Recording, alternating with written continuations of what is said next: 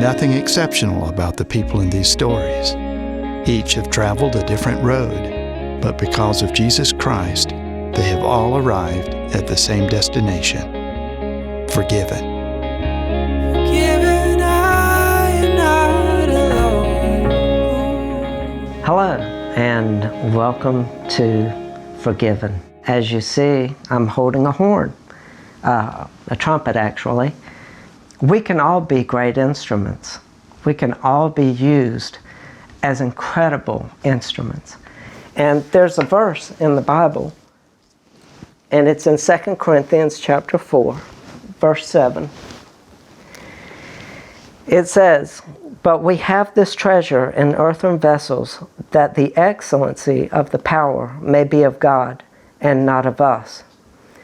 And what I understand is that when God gets to use us as the vessels He created us to be, then we can be magnificently used. And someone once said that when you don't know who you are, you will often behave like someone you're not. Today we're going to hear a story from Chuck Simpson, and we're going to get to hear words like total surrender and being completely His, completely God's. And it's incredible how God can use us when we finally come to understand that we are completely forgiven. So this is an exciting day. We've been waiting for this for a while to happen. Well, it's great to be here. I'm glad we're finally able to do it. Yes, I can't wait to hear your story. No. You've got a great story to tell, I'm sure. Oh, well, thanks. So tell me a little bit about your life, where you were born, when you were born, how, where was your family located? Well, I was born in 1956 to Jenny and Charlie Simpson. I'm the oldest of 5. I've got 2 brothers and 2 sisters. We were very close growing up, close in playing with each other, but also in age. There were 4 of us born in a 4-year span. So my mom, we kept her busy. My dad retired from Dillard Paper Company, and my mom was a work-at-home mom. She took care of all of us. Wow, sounds like a big job. Yeah, it was, because we were all over the place. But, wow. Yeah, we had wonderful parents. Well, tell me a little bit about your childhood. We grew up on the southeast side of Greensboro, just outside the city limits, so we had plenty of woods to play in. And growing up, we would be down in the woods all day long. Had a lot of great friends growing up, and had some wonderful parents that really were great role models. So were your parents believers, or were they just kind of name only, or were they? They were believers, but we went to church when we were young growing up. Not every Sunday, but I do remember every night. Well, my dad would always say prayers when we would at every meal, and every night he would come upstairs. The boys, all of us boys, slept upstairs, and my dad would come upstairs every night, say our prayers, kiss us on the head, and he would walk down the steps like Jackie Gleason. Away we go. And so he gave us our prayers. He gave us a kiss to let us know he loved us, and he gave us a little laugh before we went to bed every night. And that was every night. Every night. Every night. If we ever wanted to make my dad mad, all we had to do was just say something wrong towards my mom. He made sure that, we showed respect towards my mom, and to him too. So to see the love between my dad and my mom, that was a very strong. You think that kind of instilled some values in you? Yeah, to all of us. Let me ask you, at 12 years old, you were discovering music, right? Right. You kind of discovered that you wanted to play the trumpet. I did. My dad was a professional trumpeter. He played with the ice show and the circus when they came to town. He started out, he played with the Army Air Force Band during World War II. He was stationed in Paris, France. And at the end of the war, the Selmer factory in Paris let all the horn players come in and hand-pick their horn off the assembly line. Wow. And so the horn that my dad played and that he passed down to me, he bought it in 1946 in Paris, and it's a great playing horn. And he put that into your hands at what age? I was 12. He stopped playing and passed it on to me. And, Wow. And you were taking that to school? And yeah, I was, and I still have his trumpet case. And I remember I would sit on the trumpet case waiting to catch the bus. So tell me more. Tell me where this led. Where did playing the trumpet and learning to play the trumpet? What were your first songs? What did you learn? Well, my dad played standards, so I loved the old 40s, 30s, and 40s music. So I kind of grew up listening to that first. When the Beatles came out, I remember when the Beatles were on Ed Sullivan, and I remember the next day everybody talking about, wow, did you see the Beatles? And so started a little Beatles lip sync group, and but then my dad didn't care for the Beatles, and said, why don't you start a little Tijuana Brass group? And I said, Tijuana Brass, who's that? So he bought me a Herb Alpert album.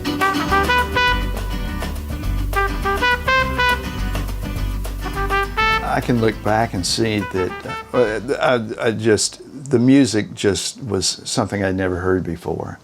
And I think it was at the age of 12, I had this aha moment that I remember exactly where I was. I was down in the woods between two lakes. There was a little pathway between the two lakes, and I just knew I want to be a trumpet player.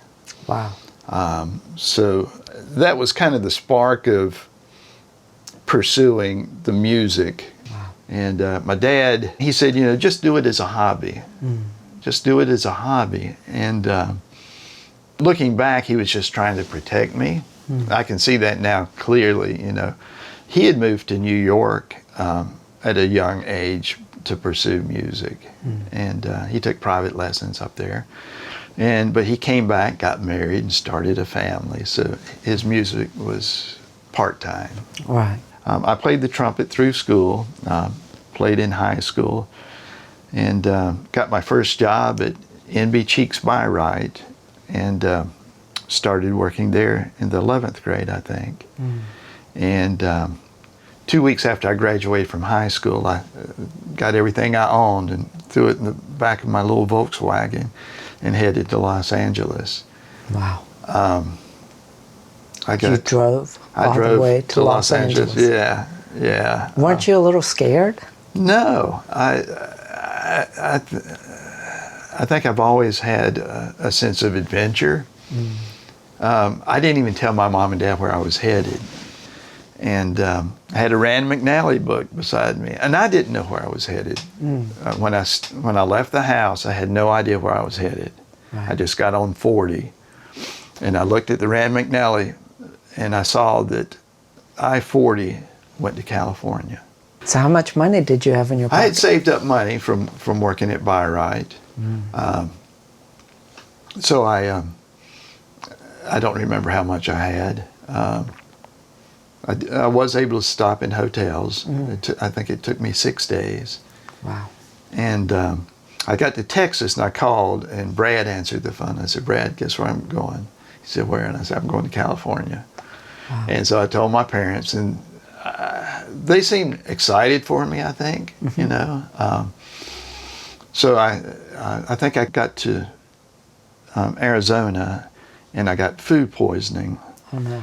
So when I got into LA, I was sick and I was scared. I mean, I was driving a little Volkswagen. I'd never been in traffic like that before. And but I had all my Tijuana Brass albums. I had a collection of Tijuana Brass albums. I pulled it out and looked for A&M Herb Albert has his own record label, A&M Records, and I pulled out the album and found the address. So they were in Hollywood.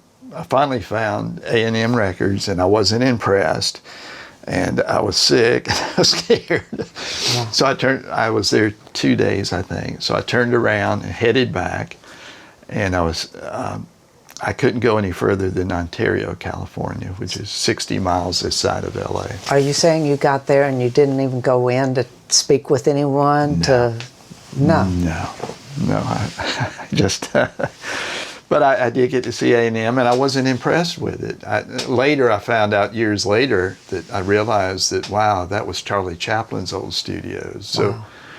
A lot of history in that building, but I didn't know all that then. So I got to Ontario, California, sold my Volkswagen, dropped all my belongings off at UPS, and I got on a plane for the first time and flew back home like a little dog with his tail between his legs. And how was the reception when you came home, when you arrived? Well, I don't think anybody other than my family knew. And the people that I worked with at Byright, I think I went back to work at Byright. But I did move into a little house at that point. And in that little house, I started a little band. The name of it was called Together. It was a 7-piece band. We played for 4 years. We traveled to like a 4-state area. I understand you went to film school. Tell me how that happened. I did. I was working with an air freight company at the time. It was a great job. It paid well, but I wasn't happy. I remember one Wednesday morning, I had printed up a lot of stack of resumes, and I drove up to Hollywood, going to every recording studio I could find. I was on Sunset, and I was driving down and passed the LA Film School on my right, and to this day, I know that God was sitting there with me. For some reason, I hadn't thought about going into film or video. I was still pursuing the music and sound. And I did a U-turn there on Sunset and pulled in to the film school and walked in and asked if I could find out a little about it. And the receptionist said, well, can you come back at 6? They're going to be giving a tour. And I said, sure. So I came back at 6 that evening, and I just knew I was in the right place. I just felt it. And so after the tour, I think there were 6 others with me, with Joe Byron, that gave the tour. And I stayed 30, 45 minutes, maybe an hour afterwards talking to Joe. And I told him, I said, Joe, this seems weird, but I really feel like I'm supposed to be here. I said, I don't have any money. And I said, how much is it? And he said, well, it's $15,000 a year. And I said, well, I don't have any, but I just know I'm supposed to be here. And he said, well, come in tomorrow, talk to Jill. She's in the administration department. Talk to her, tell her what you told me. And that was on a Wednesday. And I came in Thursday and spoke to Jill, and I started film school on Monday. Wow. She said, we'll work it out. So what's film school all about? Well, the LA Film School, I think they were in their infancy. CNN had called them the boot camp of film schools. I thought I'd be able to work a part-time job and go to film school, but not at the LA Film School. I soon found out that if you're not out shooting all day, you're in the editing room, and at night you're in the editing room editing what you shot during the day. It was a full immersion course, and it lasted for 11 months, and then the 12th month there were some extra things. But so I called my boss, and I told him, I've got an opportunity to go to film school and pursue, film and sound. And he said, go for it. I gave him no notice other than, I think I talked to him on Friday when I found out for sure they were going to let me in. And I talked to my landlord, and normally they request a 30-day notice before you leave. And I said, I'm not going to be able to pay the rent. Wow. And I told them I was going to film school, and they said, they were happy for me. They said, go for it. So I went to my friends, Peter and Nina. Peter was an actor, and he worked with me in the freight business. And I went to them, and I told them my situation, and they said, well, we've got a back room that Peter uses to paint in. And there's actually a mattress on the floor back there. If you like to stay there, while you're going to school, you're certainly welcome to. So Peter and Nina let me, I lived there. They lived in Santa Monica, which was an hour bus ride to Hollywood. So Peter would call me the cat because I never saw them, they never saw me. So I'd leave early, and I'd get there late. And I remember being tired one night, and I fell asleep on the bus, and I woke up, and I was a couple stops down the road.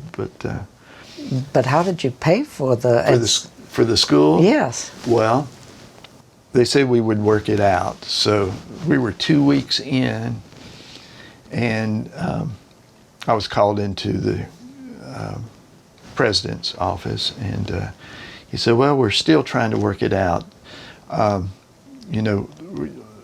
Give us a couple days and let's see. So I had to leave for 2 days. This was like 2 or 3 weeks in. And so I went to one of my air freight, and I had no money at this point. I called the company I was working for, and I thought I had one more check to come, and they said that was the last check. So I really had no money. And so I went to another freight company that I knew a lot of the freight people. It's kind of a community out there. If you're in the freight business, normally you're in it for life because it's a close-knit group. So I went to a friend of mine, Dave Powell. He had his own trucking company. And I told him my situation, and I asked him if he had any hot shots, which are you take a package or a small shipment that you throw in the back of your car or a van and run it a long distance. I asked him if he had any hot shots. He said, well, I've got this little box, needs to go up halfway up the coast. You want to take it? I said, sure, I'll be glad to. He said, well, it pays $300, and he paid me right there on the spot. Wow. And when I came back, he said, well, tell me about the film school. And I told him, I said, what they're telling me now, I just need a co-signer just for the first year. And they only have to be a co-signer while I'm in school. And he said, I'll co-sign for you. Wow. And that was definitely a God thing. That's a pretty big ask most of the time, to ask somebody to co-sign for you, right? Yeah, and he just said, he didn't even have to think about it. He just said, yeah, I'll be glad to. So that's how I got to film school. Now, what were some of your projects? Did you do anything interesting, fun? Did you meet any famous people? Yeah, actually, there was one project two. Harlan Williams was a comedian, up-and-coming comedian. I did a little short film for that. But Fred Savage from Wonder Years was in another project that I worked on while I was in school. And then down the road later, I worked on a project, a film project. It's a feature film that was shot in High Point with Ed Asner was the main character. And I was a boom operator, and also was a sound editor.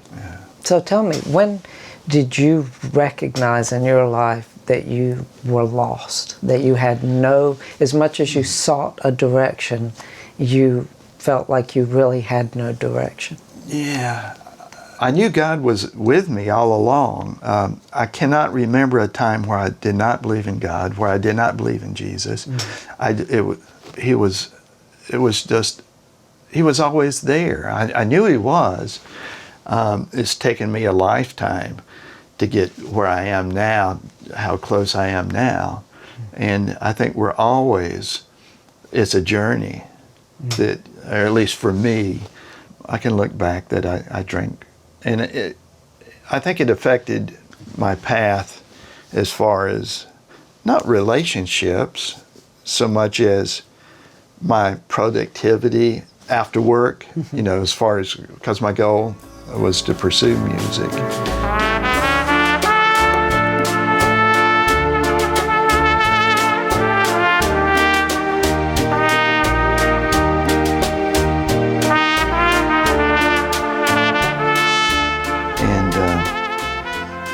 I can see where the productivity and me being able to advance with my music in my later years, it interfered with that. Wow. I guess looking back now, I can see that how it affected me. I don't think I really saw how I was at a standstill. I was a fish out of water. I mean, I think I was born a creative person, and the little bit of creative stuff would be what I would do in my apartment, or in later years I ended up living in the warehouse where I worked. I knew I could always get steady work out in LA in the air freight industry. I would move out there, and I didn't want to get in a lease or anything out there because I didn't know how long I would be. So I would ask if it was all right if I just put a couch in the corner of the warehouse. But the last time I went out, it was for 3 years. I lived in the warehouse for 3 years. You found success there enough to where you started a couple of companies, right? Yeah, when I was in Greensboro back in the 90s, I started a trucking company called Same Day Express, which catered towards the air freight business. And I had it for 4 years before I sold the company, moved back to LA. And then when I was in LA, this would have been after film school, I started Premier Express, which was basically a one-man operation. I had a cargo van. FedEx International Department was my biggest account. We picked up all their international freight. And so I would farm out what I couldn't get. I had other truckers I could call to pick it up for Premier. They lost their agent in Europe, so I lost all of that business. So in 2008, I kind of hit rock bottom financially, personally, and physically. I got sick, lost 40 pounds. So I moved back to Greensboro. I lived in a camper behind my brother's house, my youngest brother's house. Wow. And helped a friend that had a carpet cleaning business. I was doing that. So at that point you asked what periods I felt lost. That was a period. Did you ever feel like giving up? No, because I knew God was there. I always knew God was with me. Never felt like giving up, though. When was the moment in your life that you knew it was time to get serious with Jesus? Well, it was a gradual thing. I can look back and see main points in my life where, I would make a giant step. And I think one of those first steps, I knew that was a God thing, going to film school, and He was kind of directing me. But I think one of the things that really brought me closer to God in a big way, one of the times that I was moving back to Greensboro, a friend of mine, Ken Hoover, I saw that Ken had posted that he had a room available. He had a 2-bedroom condominium, and so I was in the bedroom. I had my little studio set up in there, but just being around Ken, his MS was in its advanced stages. And I'd never seen anybody that had love for the Lord the way Ken did. Everything was good. He never preached to me. I said, Ken, how you doing? He'd either give me a thumbs up or say, it's all good. And never complained. He was confined to a wheelchair. He had to have help getting into the shower or getting things out of the cabinets, but never complained. There were times, I can remember one time a friend came over and did some recording. And I think she was there a couple of hours, and after she left, Ken had gone back into his bedroom, and after she had left, I knocked on Ken's door and said, Ken, you okay? He said, yeah, come in. I opened the door, he was laying on the floor.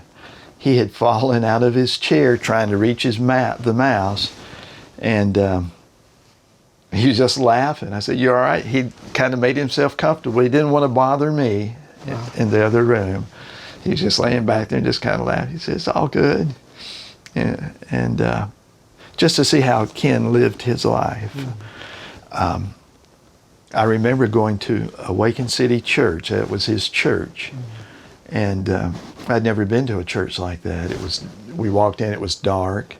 The band was loud. But I think that was the first time that I'd ever been in a church where I cried. I cried. I knew God was in that room. I just felt it. And I think one of the biggest things that attracted me to the church was, well, I knew without a doubt that God was there. He had his hand on that church. Their ministry towards the homeless. And I've seen, I can look back over my path and could see how close I could have easily been on the streets. So just the fact that they were open, they really ministered to the homeless. For us, it will be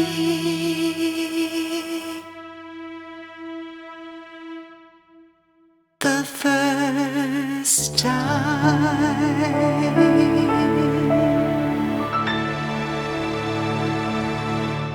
I would like to know, when did you meet Trish? Oh, wow. That was one of the greatest days of my life. Trish is a singer-songwriter. She writes her own music, Christian music. So she asked a mutual friend of ours if she could borrow a mic, and he said he wasn't sure exactly where it was, but he told her that he had a guy down in the basement, had a recording studio. So he gave her, and that guy happened to be me. And so he gave her my number, and she called. And I remember when she got out of the car and getting her guitar out of the car, I went out to meet her. And as soon as I saw her, I knew I'd seen her before. And she had been a longtime friend of Ken's. She knew Ken back in the early 80s. Ken was a praise and worship leader at Maranatha. So Trish knew him from back then. Well, Ken's later years, he was in the hospital his last 30 days, and I was fortunate to be with him every day then, and I was with him the day that he passed. Trish had come up to see Ken, and so our paths had actually crossed before that meeting that she came over to the house. And but anyway, she came in and we connected immediately. We just had fun together. We recorded a song that first day, and I told her I did video too, and she said, oh, I'd like to maybe do some video at some point. And so she left, and I think I may have emailed her that evening, studio's available tomorrow if you're if you're available. And she said she was, so she came over, and it's like we had always known each other. We just connected and laughed, had fun together. But we got to where we were emailing. I'd be up at 3 o'clock thinking about, wow, it'd be nice to do some more recording.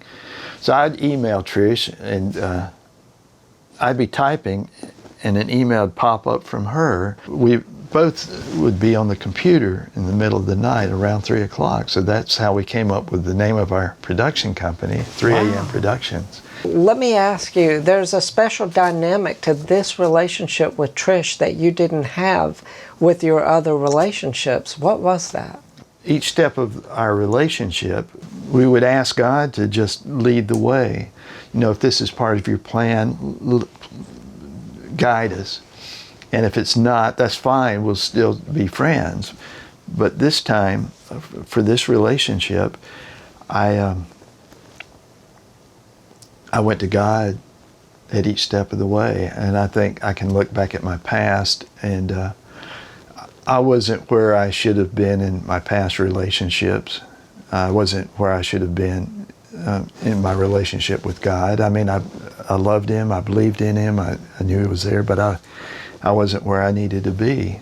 Let me ask you, is purity important to you? Trish and I both agreed on that we wanted that to be part of the foundation of us. If God wants us to be together, that had to be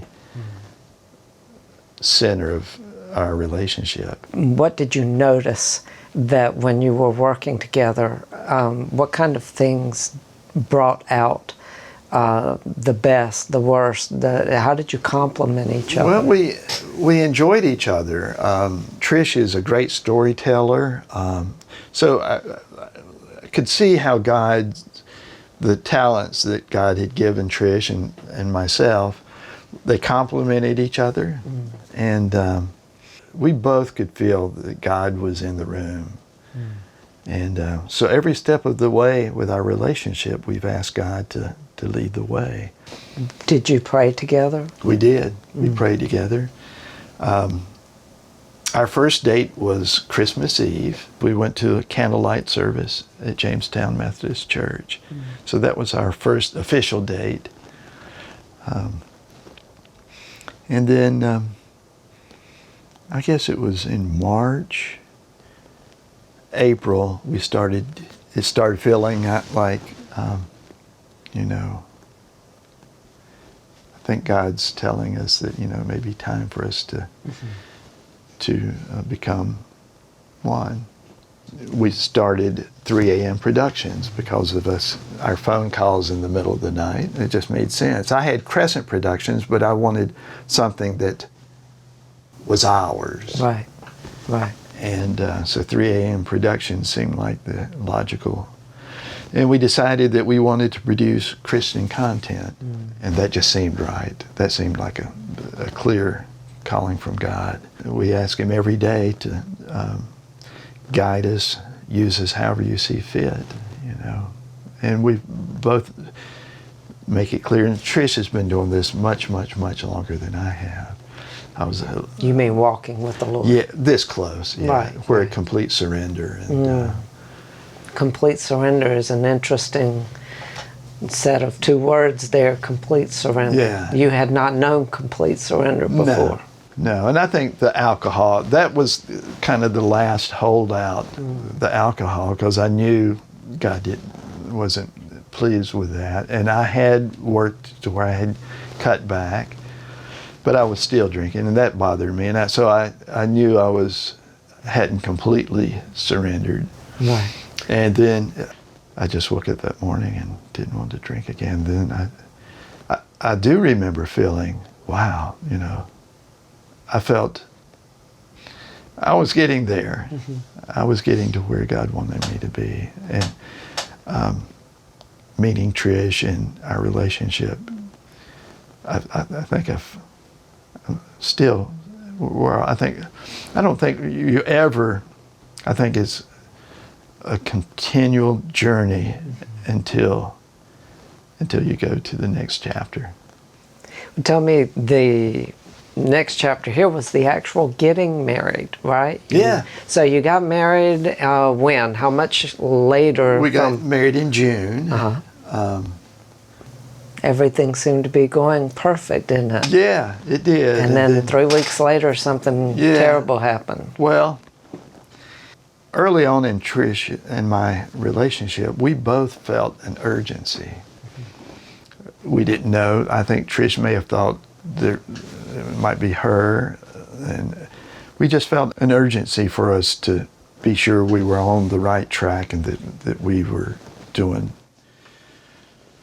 what we needed to be doing in God's eyes. And so 3 weeks after our marriage, I got diagnosed with prostate cancer. And it was an aggressive form of prostate cancer. So, and we did the same thing that we did for our relationship. We said, well, God, we're going to give this to you. We put it in your hands. And he had prepared us, was preparing us financially and all of our needs, and gave us the most incredible amount of peace that we didn't even think about the cancer. We just went about our daily work with the studio and the production, and then we started working on the driver. And so that was our focus, getting the driver out there, sharing people's stories, hoping that God would use it however he saw fit, but it was our intent to put out stories that would hopefully help others. What would you say what message would you have to anyone out there who might be listening to your story, who may find themselves in any different area of life that may be a little discouraged? Maybe they're dealing with illness, maybe they're dealing with relationship situations. Is there any word that you would have for them? Wow. I've made a lot of mistakes along the way, and I think once I finally got to the point where I could just fully give my life to Christ and trust Him completely. That's the thing, is trusting completely, and just saying, I'm all yours, God. Use me as you see fit. It's not my will. I actually had somebody ask me, how can I pray for you? When he found out I had cancer, he said, how can I pray for you? And I said, well, just pray that God's will be done. He said, well, what about my will? And I said, well, I appreciate it, but God knows best for all of us. He's got a plan for all of us. He knows our last day. He knows what He wants to do with us. And I think if we can ask God, trust God, and I'm all yours. Whatever you want to do with me, just make it clear to me, and I'll do it. And the amount of peace and comfort that I found from that,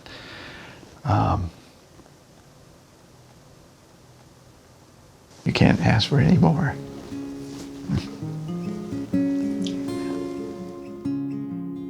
When I think of my husband, Chuck, I think of the word love. And somewhere along the line in Chuck's faith journey, he became established in love. I think what Jesus meant, and what later the Apostle Paul meant when they said that love was the greatest thing, was once you get that established, everything else falls into place. So I think it's affected his entire life. I think of the expression, a life outpoured. People don't realize how much time, months, possibly years of Chuck's life has been outpoured for others through caregiving while they were sick, or through facilitating ministries, recording and encouraging different artists. And because Chuck is so founded in love, I think that's the reason why he's able to face this current journey that he's in with the cancer without fear. There's a scripture that says, perfect love casts out fear. And I believe there's so much love in Chuck's heart, there's no room for the fear to come in and take over. I know when we first go through a crisis situation, it's natural and instinctual to be afraid, but I think the Lord would have us to make the decision to not be afraid. And I don't think the Lord would ask us 365 times in the scriptures not to be afraid if it wasn't possible to set our will. I think of the person in the scriptures that said, I do believe, but help thou my unbelief. Another thing that came to mind when Chuck was telling his story is that you can look back and in hindsight see how God was preparing him for this moment in the calling and ministry that he has now. You can see from the time he was 12 years old and his father redirected his music interest to his wanting to go to Los Angeles and then going to the LA Film School and later meeting Ken and getting serious about the Lord and our relationship, bringing us together to work, to complement our gifts, to work with each other, how God had a master plan. Isn't that an incredible story? Chuck realized how awesome his life could truly be and how he could really be a great instrument in God's hands when he realized he was forgiven. Forgiveness, oh, I won't let it go. Help my eyes see grace poured out from heaven's throne.